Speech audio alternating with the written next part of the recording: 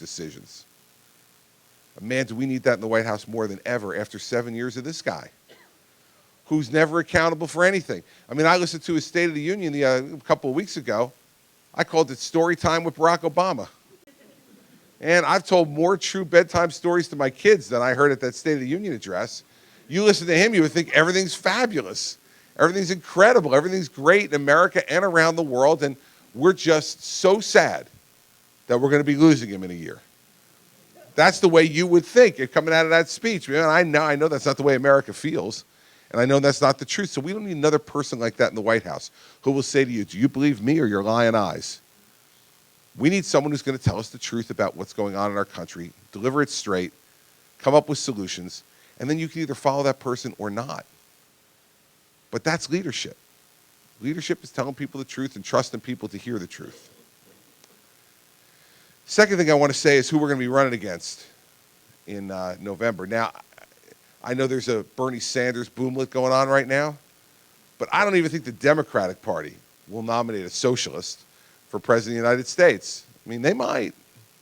We could get that lucky. But I don't. But there's something that just tells me we're not going to get that lucky. That we're going to get Hillary Clinton and her husband and Chelsea and the whole rest of the band. It's going to get put back together. And they're going to be coming at us one more time in, as I said on Thursday night, their inevitable, relentless pursuit of another stint in public housing. That's what they want. And let's think about her this week. Yeah, I know it's painful. Hang with me, it won't be long. We heard this week 22 pages of emails. The State Department refuses to release them from her private server because they are top secret. Now, let's remember the things she's told us. It's hard. You need like a program to follow along with this, but hang with me. When we first found out about the private email server, which, by the way, she kept secret for 7 years, let's start with that. Let's start with that we never knew about the private email server until 7 years had passed. But then she told us at the time, absolutely no classified information ever passed through that server, so the fact that it wasn't secure should make no difference at all. Then she said, well, maybe no material that was actually marked classified ever passed through the server, even if it was classified. Then we found out that she actually instructed people to take the classified markings off of certain documents and fax them to her over a non-secure fax. Now we find out that there was top secret information. That's so top secret that even today the State Department won't release it as part of her email release. Listen, you can't come to any other conclusion other than that she lied to us. She just lied to us.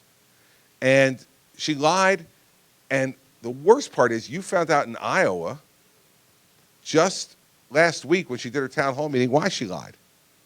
They asked her, and Iowa asked her why the private email server. And she said it was for her convenience. Her convenience. Now, of course, that's baloney too, because let me tell you something. I, have worked in the federal government. I was the United States Attorney for 7 years. I had a public email account, and it was on my BlackBerry at the time, and it was no more inconvenient than my private email account that was on my BlackBerry. It was just a different account. Remember in the beginning she said she did it because she didn't want to carry 2 devices. Now, this is things that we're all really stupid, right? This is like we all don't have smartphones and we don't know that you can have multiple email accounts on one device. But worse than that, then we saw her, she was carrying 2 devices. We saw her, remember that picture? We saw her at a congressional hearing with 2 devices in front of her. So that one didn't work either. She was trying to hide that stuff from us. She was trying to pick and choose what emails, she knew she was running for president all along. That's what this tells you. From the minute she became Barack Obama's Secretary of State, she knew she was going to run for president again. And she didn't want all of the emails subject to public disclosure. So she sets up a private server in her basement, and she says, well, then I could just pick and choose which emails I want to give out. And she got caught, like the Clintons usually do. as he painfully knows, they usually get caught. And she put our national security at risk for her convenience. She put our homeland security at risk for her convenience. She put the lives of intelligence officers potentially at risk for her convenience. She did all these things for her convenience. She broke the law for her convenience. Well, if we prosecuted David Petraeus for this, who was a 4-star general, if we prosecuted Sandy Berger from her husband's administration for mishandling of top secret information, well, we sure as heck should prosecute her, and at a minimum, it should disqualify her for President of the United States.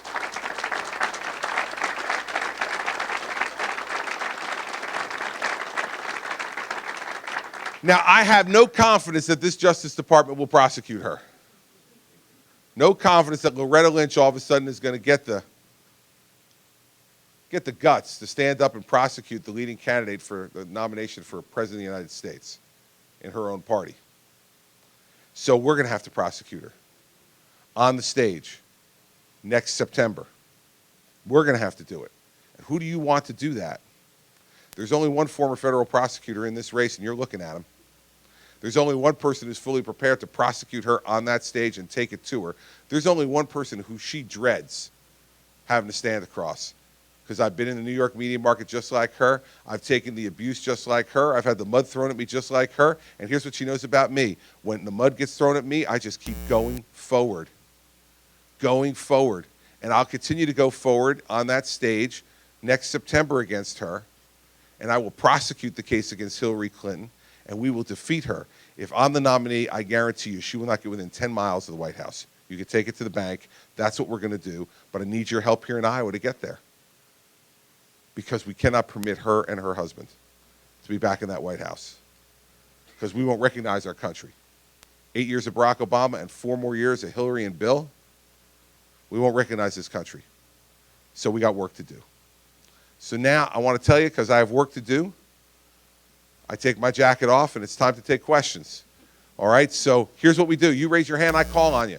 It's not very complicated. I only have one rule in Iowa. You just raise your hand and I call on you. When I do town halls in New Jersey, and I've done 134 of them as governor, I have 4 rules that will tell you the difference between New Jersey and Iowa. Iowa, 1 rule. Just raise your hand and I call on you. New Jersey, I have to get very granular in New Jersey to make sure they understand what the rules are. So, so you raise your hand, I'll call on you. Someone's going to come to you with a microphone. I'm going to give my jacket to my wife. She wants to make sure I don't wrinkle it and step on it, as I often do when I hang it. Thank you. When I hang it on the microphone stand, which I often do, she watches me step on it and gets very concerned during the entire thing. Let's start with this young lady. She had her hand up first, and they're going to bring a microphone over to you. Thank you so much for your speech. I know in the past that you've been a really big supporter of AIDS in foreign countries, getting rid of that horrible disease. I'm a student. I'm interested in global health issues.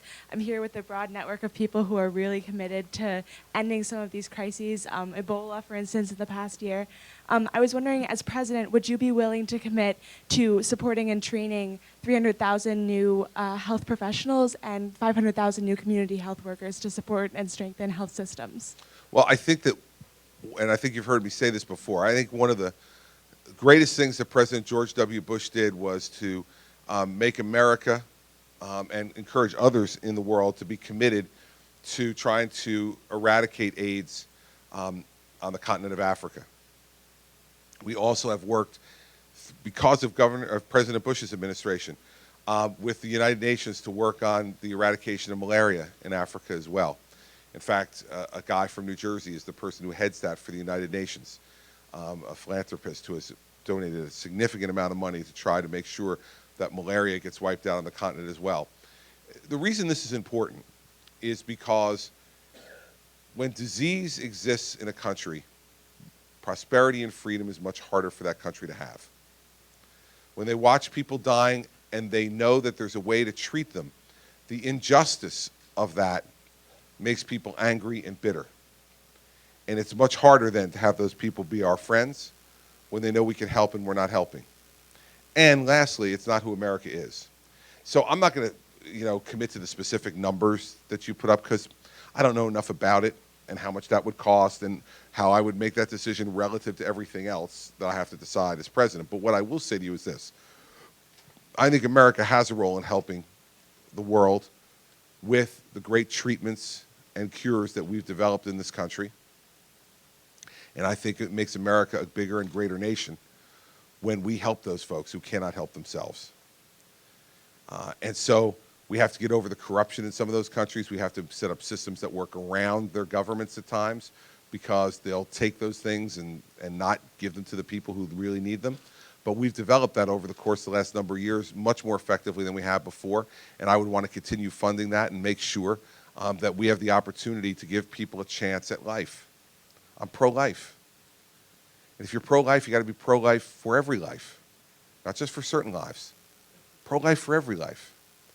And if God gives us the ability to be able to save lives, I think God expects us to use that power to be able to save lives.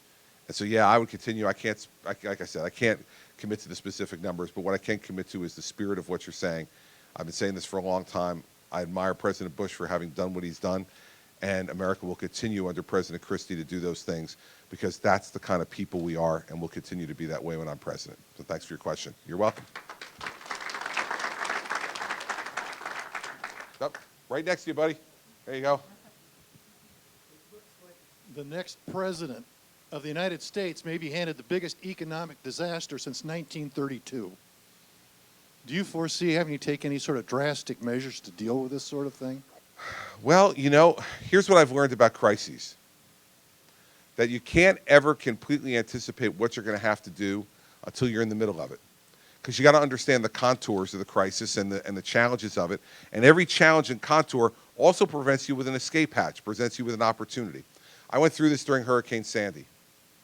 Right? You can't know everything you're going to have to do and what your priorities are going to be until you understand what each challenge is. And so, for instance, in Hurricane Sandy, it was the second worst natural disaster America's ever seen. We lost 365,000 homes in one day. 75% of the state was without power for nearly 3 weeks. We had no operational water treatment or wastewater treatment plants anywhere in the state. Every school was closed. Every state highway was obstructed. And we had about 51 operational gas stations for a state of 8.9 million people. The reason that last piece was so important was because, remember when Sandy happened? It was late October. It was cold. This was not like a late summer hurricane where it wasn't cold. It was cold. It snowed the next week, and people had no power. They needed gas to use their generators to keep their heat on. So we had a crisis. And at that time, when you hear all those different things, one of the hardest things is to figure out, what do you do first? What do you do first? And so in that crisis, I decided there were 4 steps to getting near normalcy, right? It was power, clean water, gasoline, and schools. I'll go in reverse order. Schools, because parents had enough to deal with after having just lost their home and everything else. They didn't need their children there too. As a parent, that was number 1 for me. Get the schools open, get kids back to school, there'd be some sense of normalcy. Second, gasoline. Not only for the generators, but so that people could start to move around and travel for themselves. Power. Power, because in the end, nothing works if the lights don't go on. You can't be near normal if you can't turn the lights on, if you can't operate in that way. And that power also would allow us to refine gasoline and do all the rest. The last one, clean water. If people don't have clean water to drink or to bathe in, there's no way that life can be seen as near normal. So I set those priorities. Now, there were lots of other things we had to do, but a leader has to decide, what do you do first? So what would I foresee in an economic crisis like the one that you're sketching out? Is that there would be any number of things we'd have to do. And yeah, it might include drastic action.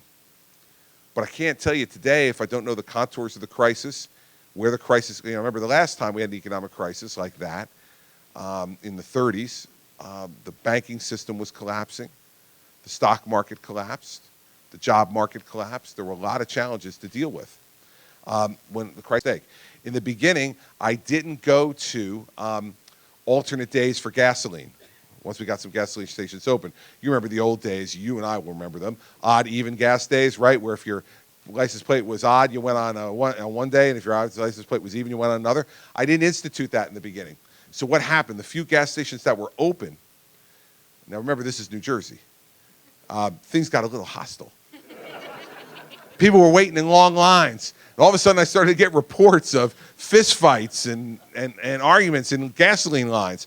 And so I said, okay, bad decision. Let's reverse that. And I remember Governor Cuomo and I made that decision together. Because New York and New Jersey were the ones that were most affected. So he called me at the beginning and said, you going to odd even gas? And I said, no. And he goes, okay, neither am I. So, because what we didn't want was for us to be different. And then people would be going across the river to get gasoline, right? So you wanted to try to stay the same. So I saw people beating each other up on gas lines in New Jersey. So, okay, I got to change. So I called Governor Cuomo and I said, Andrew, listen, sorry, I'm changing my mind on this, so I'm going to odd even. He goes, no, it's a mistake. Don't go to odd even. I said, no, Andrew, I'm going to odd even. I'm sorry. People are beating each other over here. I got to go to odd even, right? So I went to odd even. And then like 5 days later, Mary Pat will remember this. We were staying at the governor's mansion. We live in the governor's mansion. We live in our own home in the northern part of the state. But we were living in the governor's mansion at that time because it was right near the emergency operations center where I had to go to work every day. And so it was like 1 o'clock.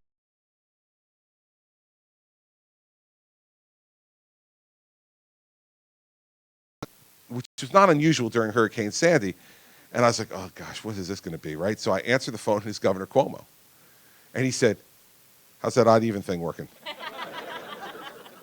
And I said, it's working really well, Andrew. Nobody's beating each other up anymore. He goes, okay, tomorrow I'm going odd even, right?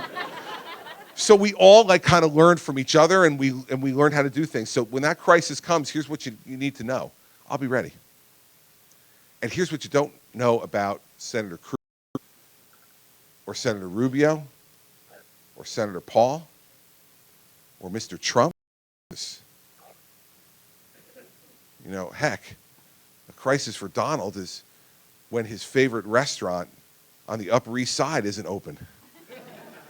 That's a crisis. You know, there's not a lot of crises going on in that life. You know, when crises come, you need someone who understands how to deal with them. I'll be ready. I'll be ready, whatever it is. Thank you very much. Yes, sir. Hey, thanks, Governor, for this working. Okay. First of all, I never met your wife before. First of all, I want to just appreciate your support for your husband and all this traveling in Iowa. Thank you.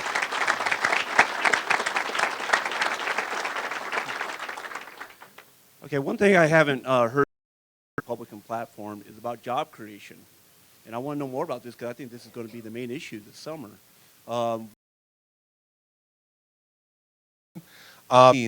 We had our best year of private sector job growth in 15 years. Our best year of private sector job growth since the year 2000. I'm really proud of that because that's stretched over 4 other governors of both parties. And it means that our policies have started to really work. And we're proud of that. And what are those policies? Lower regulation, restrain taxes, pull government back from being involved in every part of your lives, use tax incentives to try to help businesses grow and expand, and set up an atmosphere where they feel like they're welcome in the state, not like they're enemies. We have to do the same thing in the country, because guess what? We have the highest corporate tax rate of any country in the world.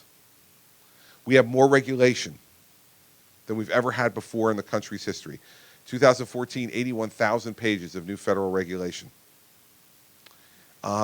It is a real problem because it costs $10,000 per employee for every small business in this country to comply with federal regulation. That's money they can't spend on expanding their business. That's money they can't spend on hiring new people or giving raises to the people they already have. So I put forward a really detailed plan to lower, because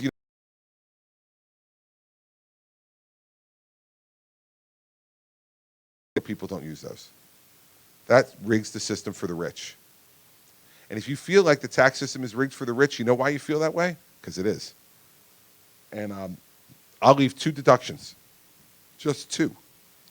Home mortgage interest deduction, charitable contribution deduction. That's it. and nothing else. That's what real people use. And that's what we need to continue to encourage in our country, continue to encourage home ownership, continue to encourage folks to give to their local charities. All those things will put more money in the pockets of individuals in this country, which will help to spur more economic growth. And the last thing is we need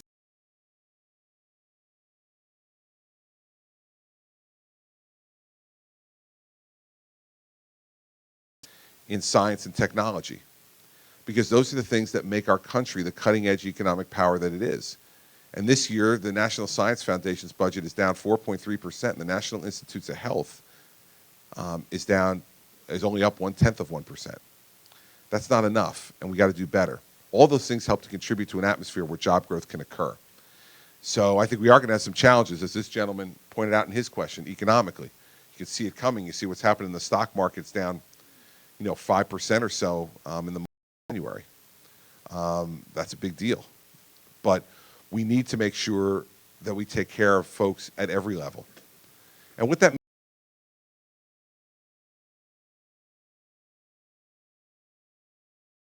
that you have and the work ethic you have decides whether you're a winner or a loser. That's the way America's always been more successful. I don't want some bureaucrat in Washington, D.C. deciding a special tax break because then it makes you a winner, but it makes the guy next to you a loser. We don't want that. We want your quality of your ideas to determine that, the quality of your work ethic to determine that. And that's what we'll do in our administration. So that's the way we'll go after job growth. You're welcome. Go. Hi, my name is Augie. I'm a medical student. Excellent. Yeah, and I appreciate your comments on about 5 crisis, and it's been looked at that about 2/3 of that could have been prevented. And running as a fiscal conservative on that platform, will you commit to investing in public health head-on and preventing that downstream effects? In the terms of PEPFAR and President Bush, that's decreased by about $300 million under President Obama. Extraordinary, isn't it? Right. And under that, it looks at the main funding bodies have said that needs a 7% annual increase to really deal with the HIV/AIDS epidemic and global health issues. Can you commit to that and being a fiscal conservative and investing early on? Well, that's why I've said that you invest more in the National Institutes of Health, right? And in those individual types of programs, there's no doubt that your question on the Ebola situation. Making a long-term, smart, upfront investment is better than having to scramble in a crisis on the back end. And think about all the tumult and the upset that caused in our country and around the world. I was in the middle of it. We have one of the major international airports in our state where lots of people come in from Africa. It's either JFK Airport in New York or Newark Airport in New Jersey. And lots of folks coming in who had symptoms. We had to quarantine them. They didn't want to be quarantined. We had to be concerned about public health. You got to make those decisions as a governor. Those are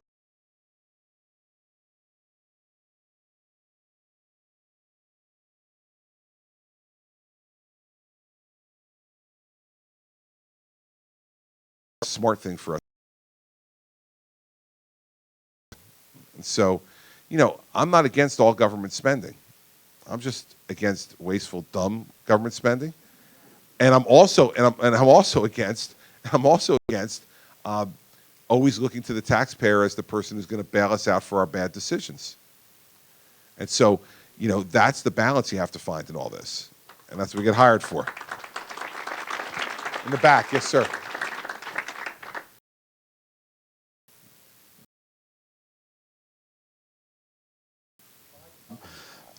About 3 months ago, the past comptroller for the United States was speaking to our Rotary Club in this room, and I think he'd worked for 3 different administrations.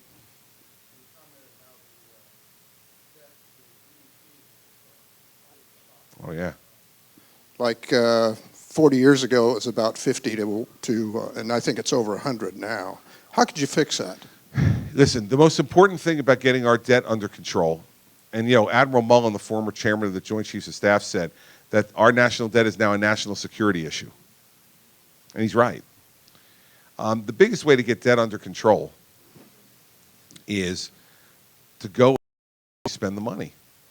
Right? It's like what Willie Sutton said when they used to ask him, why does he rob banks? He said, I rob banks and debt service.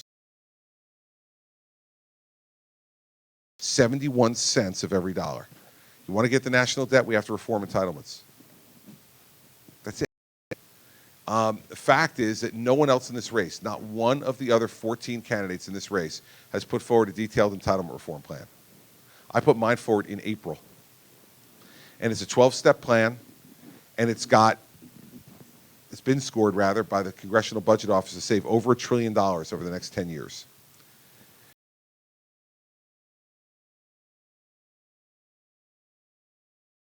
All scored in division.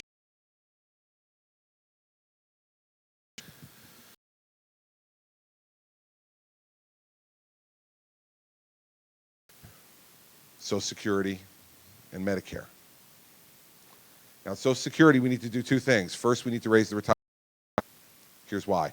Everybody's living longer. Average life expectancy of a woman in America is 83. Average life expectancy of a man, 79. Now, these programs were developed when people were in their mid-60s. That's when they lived to. Now we're living 15 to 20 years longer in retirement.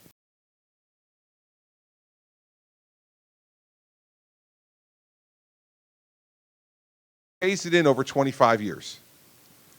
So that's not going to hurt anyone who's on Social Security today or anyone who's right near Social Security. If you're right near Social Security, it would go up 1 month a year. So if we instituted it next year, eligibility for Social Security would be 67 and 1 month.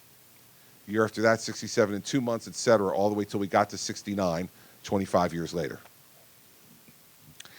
And that will help to put us on a sound actuarial basis for the next.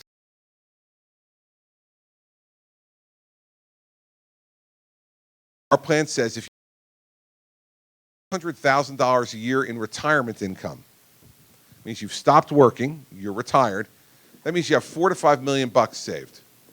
If you have $4 to $5 million saved after you have retired, the first thing I say to you is, God bless you. Good job. And you raised a family, you lived a life, and you got $4 or $5 million in the bank, you did a great job. Congratulations. I also say, God bless America, because it's the only place you could actually do that. So what's that mean? Here's the question. If you're making $200,000 a year in retirement income, security check? Like, is it really going to make a difference in your life? I say no. But I'll tell you who it does make a difference for. The person who worked hard and played by the rules, paid into Social Security, doesn't have all that money saved. That's going to mean the difference between rent and heat and food. Social Security was set up so that no one in America grows old in poverty if you've played hard and by the rules and paid into the system.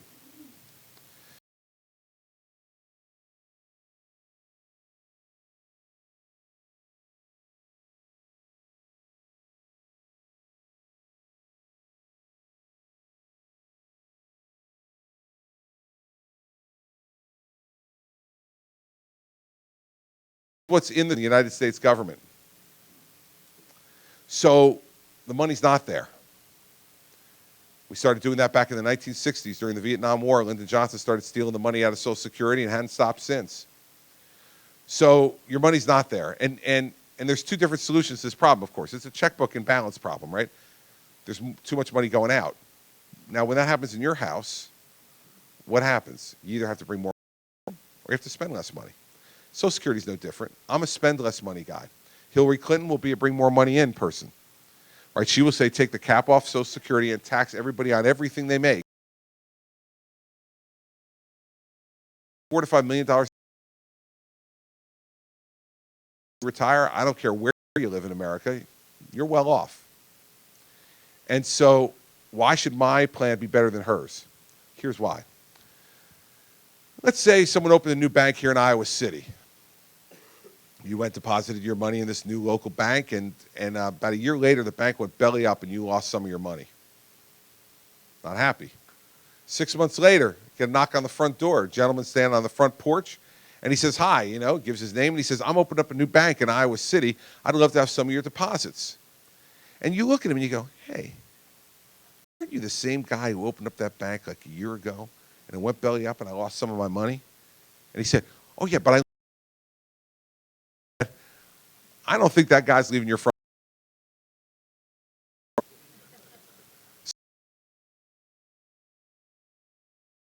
Why would you give it to the government to you? Because Hillary Clinton says we won't take it? Let me guarantee you, you know this Congress, right?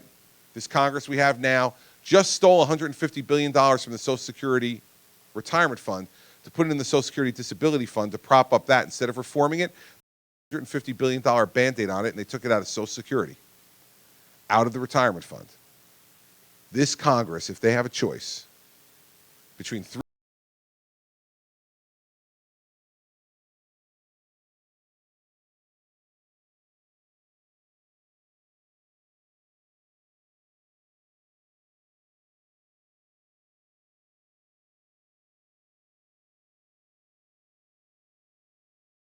increase eligibility age 2 years and over 25. And for those who make over $200,000 a year in retirement income, $4 to $5 million in the bank, instead of subsidizing your Medicare premium 75%, which is what we do now, we subsidize it 10%. Why? Because you could afford it. I know it's not fair. Me all the time, life's not fair. Like, grow up, Christopher. Life's not fair. And I trust you enough to tell you that that's what I'm going to do. That's what I will try to do at that national debt. We got to do other things too on lowering spending throughout the government, but why focus on the 29 cents first and put no focus on the 71 cents?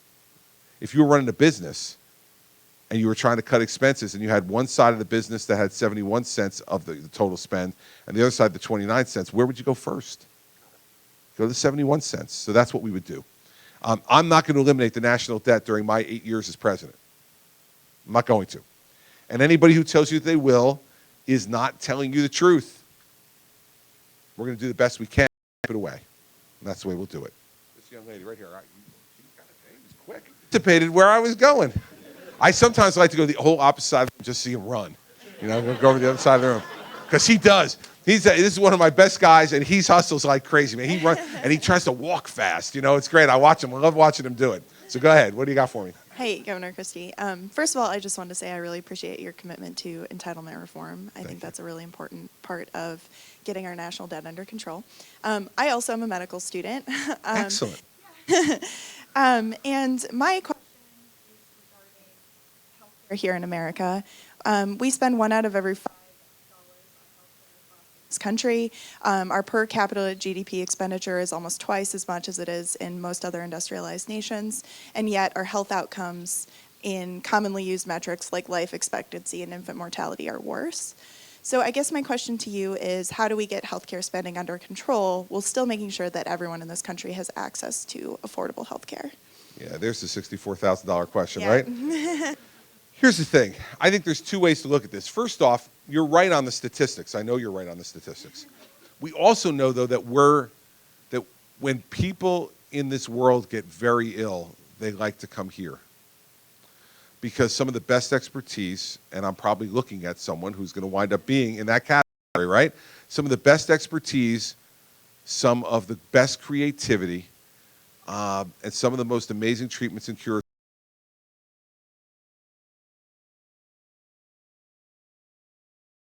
Right? Well, here's on the cost side where I think we've missed the boat a little bit. I think we got to move away from the fee-for-service model. The fee-for-service model, and we have to do tort reform. Both of those things, our tort system and our fee-for-service model, encourage the wrong behavior in the medical profession, right? So they drive down the cost of each service that's provided, right? What they'll reimburse, the insurance companies or the government, to say, well, we're not going to pay as much anymore. So then what do the doctors do? The doctors order more services, right? It's an economic battle, and they were incentivizing the wrong things. So the other thing that incentivizes wrong things is the legal system. Now, I spent little-known part of my resume, the first 7 years of my legal career, right out of law school, I defended doctors in medical malpractice cases. That was exclusively what I did for a good number of those years. So I got to know what happens to doctors with this legal system. They practice defensive medicine.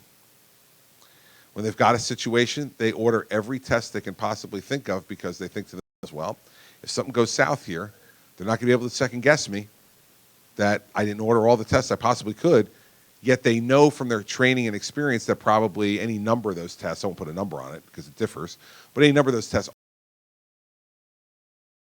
diagnostic nature, a pathway to treatment. But you do it because you're worried about the lawyer sitting across from you at a deposition table saying, well, doctor, why didn't you order X test, you know? And wasn't that a mistake given what happened? Awful stuff. We got to change those two things. You look at what they're doing at the Cleveland Clinic and the Mayo Clinic in terms of compensating their healthcare providers on outcome-based compensation. And I think it's the way we have to move towards. Now, there'll be lots of different opposition to all this, like there's opposition to anything when you talk about the kind of money you're talking about in the statistics you gave, right? Because everyone's fighting for that money. But I think we got to go to a different way of compensating, compensating our healthcare providers. They need to be well compensated. You work really hard. You pay a lot for your education. Your training, your expertise is different and unique than most people. You develop a skill and ability that's valued. And you know, whenever anybody complains about how much doctors make, and you'll hear people say this from time to time, they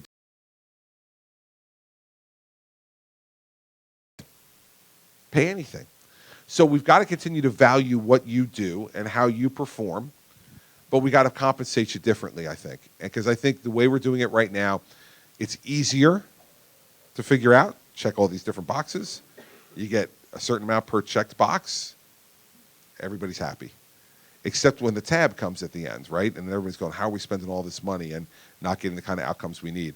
So that's what I would move towards, is an outcome-based compensation plan like Cleveland Clinic has, like Mayo Clinic has, but also that has to be teamed with significant tort reform. We cannot have doctors believing every time a patient walks in the room they're a potential lawsuit and then conducting themselves that way. That's not a good way for you to run your life to begin with, but it's also a bad way for us to run this business. And that's the way I would handle it. And good luck to both our medical students.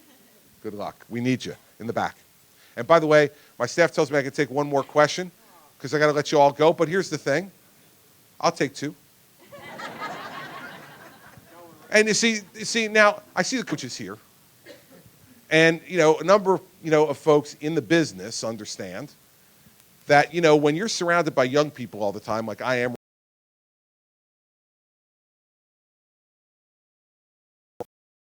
the only place that I am safe from the tyranny of the young is when I stand right here in the middle of this room, because they can't take the microphone away from me if I don't want them to. So I'll take two questions, and we'll start with this lady right here. Hi, Governor. I'm a new How mom. old is that baby you're holding? He's 4 months. Amazing. I'm a new mom to Congratulations. twins. Thank you. Congratulations. And I'm also a working mom. So I have a question regarding that.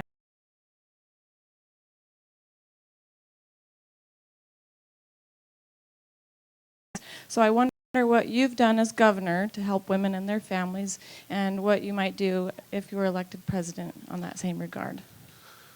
Well, we do get accused of being anti-women in our policies, but the only people who accuse us of that are Democrats who are trying to beat us. I quite frankly don't think we are anti-women in our policies. And, what do you do in New Jersey to make sure that women can have an opportunity to not only be in the workplace, but also to take care of their families? Well, first off, you put together an economy that works for them. Secondly, you make sure that opportunity is equal for men.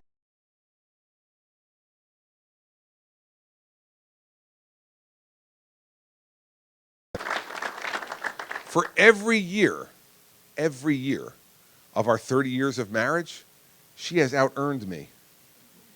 Every year. Okay, now, yeah. Now here's the thing.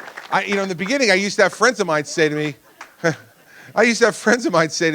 that might bother you that your wife makes more money than you? And, does it kind of, assault your manhood and an equal shot to perform? Make sure the laws require that I get an equal shot to perform. And if I get an equal shot to perform, I'm not intimidated by any man sitting in that desk to my right or to my left. And I think that's what we need to focus on.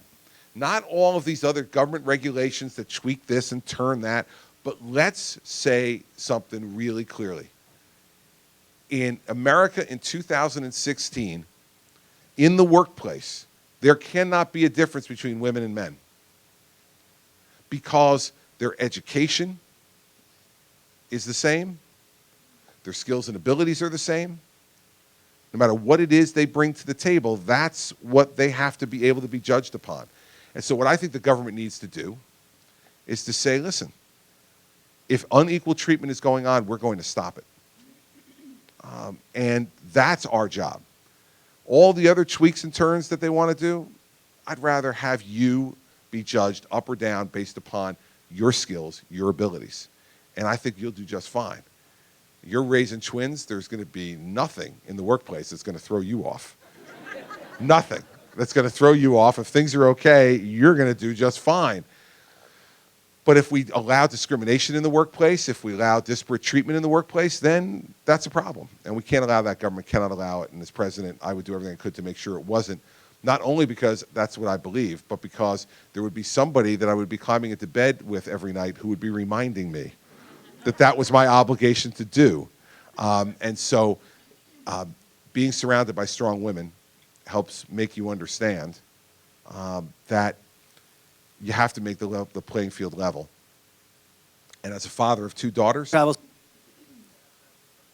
thank you. A long-distance shout-out. Morristown or Morristown? Morristown, southern New Jersey. You got it. 17th birthday, and we enjoy, before you leave, a photo opportunity, if Sure. possible. Birthday photo? Absolutely. Yeah. How lucky am I?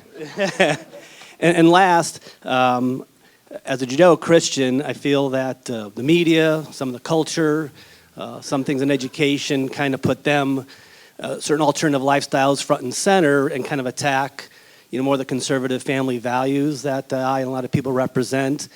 How do you, in your bully pulpit as president, future president, how do you kind of defend that without aiding the other side, whether it be from a list? Sure. Listen, I think, and I'm going to walk back there because we're going to do the picture right now because, if something, the scrum starts to happen at the door and I miss her on her birthday, I am not going to be a promise breaker. That's not a good way to run for president. So let's come and do this picture first. Happy birthday. What's your name? Madison. Madison, happy birthday. All right. Oh, you want the sign in the back, too? No good deed goes unpunished, everybody. Here we go. All right, which way are we looking?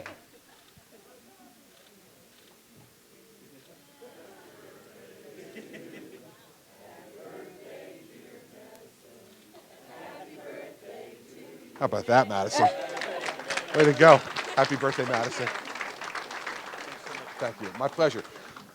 So here's the thing. This is not nearly as complicated or difficult as it seems. All right. The first way you do it as president in terms of defending the values that have always been core values in our country is you live your life in a very open and transparent way and let the public see how you're living your life. Right? So Mary Pat and I are going to be married for 30 years. We have 4 children, 22, 19, 15, and 12. Andrew, Sarah, Patrick, Bridget. 2 of them are in college. 2 of them are still in K to 12.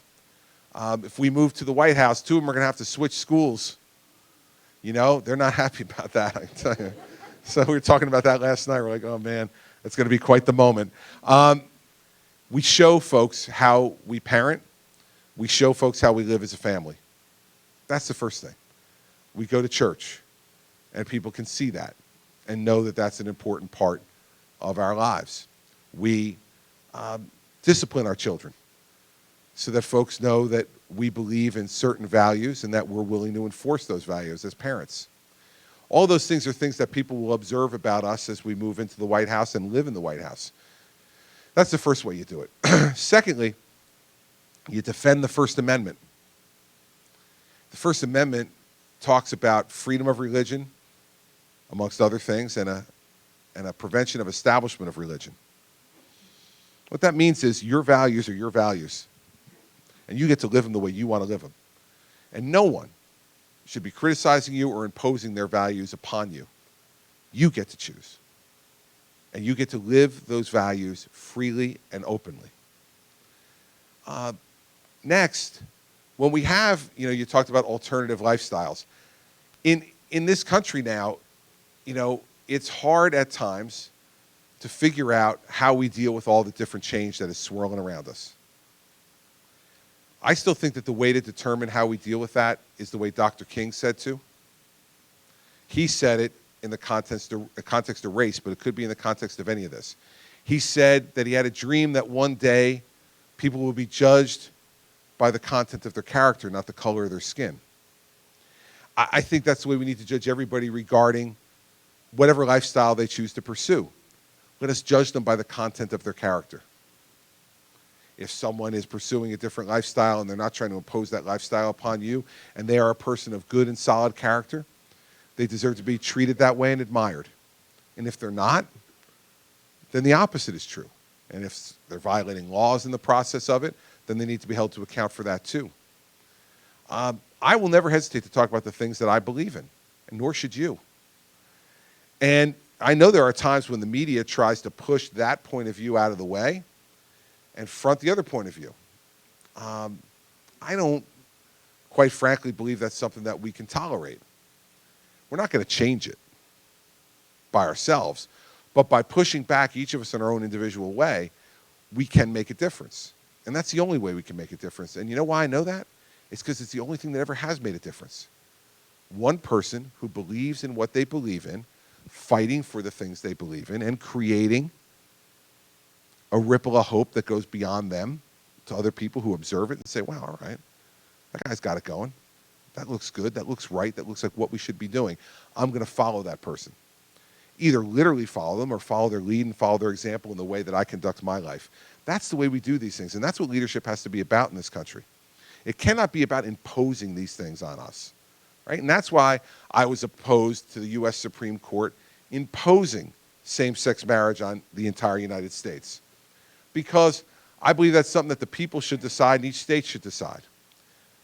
I think when you impose those things at times, you create more social unrest and more social tumult than you need to accomplish whatever goal we're ultimately trying to accomplish, which is equality, equal justice under the law. So that's why I did not support that. But fact is that now is the law, right? So as the governor of the state of New Jersey, even though I don't agree with it, it's my job to enforce the law. And the way I set an example of tolerance is to enforce the law. In my own personal life, I can have completely different feelings if I want about certain things. But in my public life, the way I show tolerance for your views is by enforcing the law. The way I show tolerance for someone else's views that might be different than yours is by enforcing the law. And when my personal opinions are asked for, to speak about them clearly and from the heart, which I'll do. And I share the values that you're talking about. And we're raising our family in a way that we hope will reinforce those values. But we're always kind of battling against folks who are trying to undercut them, right? And so that's the battle. Don't bemoan it. Embrace it. Embrace it, because as our children watch us fighting for our own values, it's another way of reinforcing them. Your children will look at you and say, wow, man, if mom and dad are willing to fight this hard for those values, they must be worth something. They must be incredibly important. And that's, quite frankly, what we need to be focused on. And that's what I will be focused on as president. And in the end, I think what you'll find is someone in the White House who is going to live their life in a way that will make you proud and stand up for your absolute God-given right to live your life in exactly the same way. And that's the way I'll do it as president. That's a great question. And happy birthday, Madison. Really well done.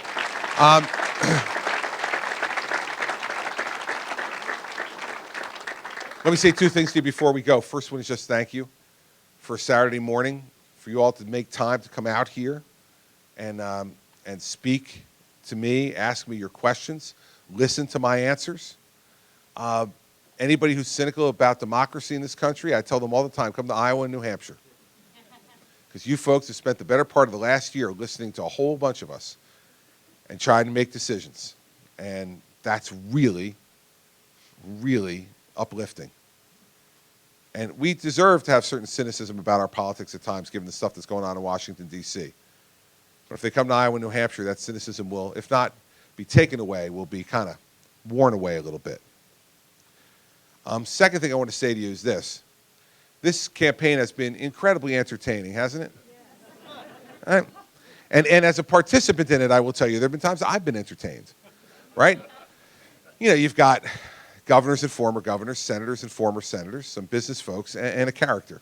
And it has been entertaining, and I don't mind people being entertained. I invite you to be entertained. That's a good thing, to be entertained. But we are not electing the entertainer-in-chief. We're electing the commander-in-chief. And here in the home of the Hawkeyes, you understand this. There's a big difference between showtime and game time. Showtime's fun. We all enjoy it. We all enjoy going to a movie. We all enjoy going to a play, going to a comedy club. We all enjoy that. But when it's game time, man, you want players on the field. You want serious players on the field to win the game. America needs to win. We need to do better than we're doing under Barack Obama. And to do that, we got to get ready for game time. And game time for Iowa is Monday night. You're going to begin to set the tone for what's going to happen in the rest of this campaign. Put aside the entertainment factor, would you please? Put aside all that. I'm happy. I like to be entertaining too. I made you laugh a bit this morning. But you know, what we need to be focused on, is game time. This country cannot afford another 4 years of the 8 years we've just had. Cannot afford it. And when the moment comes that you'll have to make your decisions on Monday night, if you haven't made them already, please keep that in mind. If you decide on Monday night to vote for someone who you believe in your heart and in your mind is the best person to do two things: defeat Hillary Clinton and execute on the presidency of the United States in a way that will make America more successful and make you proud, then whatever your choice is, I'm all for it. We can't decide on any other basis. And so, it's game time. I'm ready to play. I've been challenged, I've been pushed, I've been tested for 13 years in executive positions. 7 years as the chief federal prosecutor in New Jersey, named on September 10th, 2001 by George W. Bush. September 10th, 2001. The job I accepted that day became entirely different 24 hours later. I'm the only one on that stage that has fought terrorism, investigated them, arrested them, prosecuted them, convicted them, and sent them to jail. We need a president who knows how to stop terrorist attacks before they kill Americans, not after. And I've been tested as governor of New Jersey, a place that I lovingly call an unruly state. 750,000 more Democrats than Republicans. We haven't elected a Republican United States Senator in 43 years, the longest streak of any state in the nation. Before I got elected in 2009, we hadn't elected a Republican to anything statewide in 12 years. Yet I beat an incumbent governor who outspent me 3-1, 33 million to 11 million. And then when they said, well, he'll just be a one-termer because it's a Democratic state, and it's just that they didn't like the last guy, it's not that they like him. We got reelected in 2013 with 61% of the vote. 1 year earlier, Barack Obama had gotten 58% of the vote in my state. 1 year later, a conservative Republican got 61% of the vote from the very same people. I know how to win. And this is first and foremost about winning, everybody, because there's no silver medal in this business. This is not like the Miss America pageant that they hold in my state, right? Where the first runner-up gets to serve as Miss America if for some reason Miss America can't fulfill her duties. No, no. When you lose this one, you go home. And the winner goes to the White House. We need to nominate a winner. And someone who knows how to win in states where we have not won as Republicans in a very long time. And there's no one on that stage that's won in a tougher place than I've won. So when Hillary Clinton comes at me, for me, that will just be another day at the office. Another day at the office. So I can't thank you enough for spending some of your time with me this morning. I have 3 more of these to do today.